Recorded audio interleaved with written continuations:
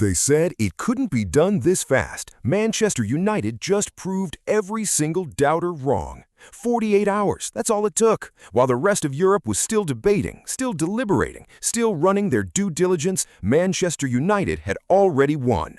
Matheus Fernandes, the most wanted young midfielder on the continent, is officially a Red Devil. And the way INEOS executed this deal is something football will be talking about for years. Fabrizio Romano said the words, "Here we go, done deal, confirmed." And somewhere in Madrid, in Paris, in North London, executives are sitting in rooms trying to figure out exactly where it all went wrong for them. Let's break this down from the beginning, because this isn't just a transfer story, this is a masterclass. West Ham United spent the entire summer holding firm at £85 million. That was their number, non-negotiable, until relegation made it very, very negotiable.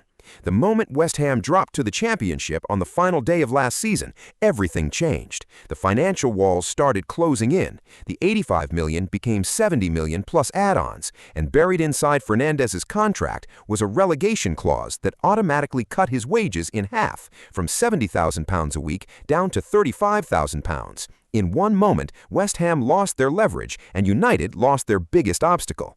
INEOS spotted that window before anyone else even opened their laptop. Jason Wilcox had been tracking this kid for months. Michael Carrick wanted him in his system, and Sir Jim Ratcliffe signed off on a deal that gets United a world-class midfielder at a price that would have been impossible 3 months ago. That is not luck, that is elite recruitment. Now think about what this midfield looks like heading into next season. Casemiro is gone. Ugarte is being shown the door. For a minute there, it looked like United's engine room was going to be a genuine problem going into 2026-27.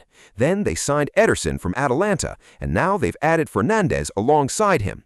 One box-to-box enforcer, one dynamic press-resistant anchor, both under 25, both hungry. That partnership is going to be the heartbeat of everything Carrick wants to build, and the rest of the Premier League should be paying very close attention. And Real Madrid?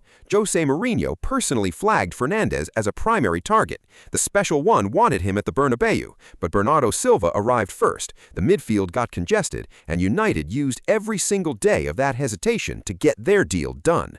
By the time Madrid were ready to move, the plane had already left. Fernandes himself handled his exit from West Ham with nothing but class. He thanked the fans, acknowledged the pain of relegation, and made clear he gave absolutely everything in that Hammer shirt until the very last whistle. The London Stadium faithful gave them their hearts, and he respected that on the way out. Now he walks into Old Trafford with a full pre-season ahead, a manager who built this system around a midfielder exactly like him, and a club that is done being second best.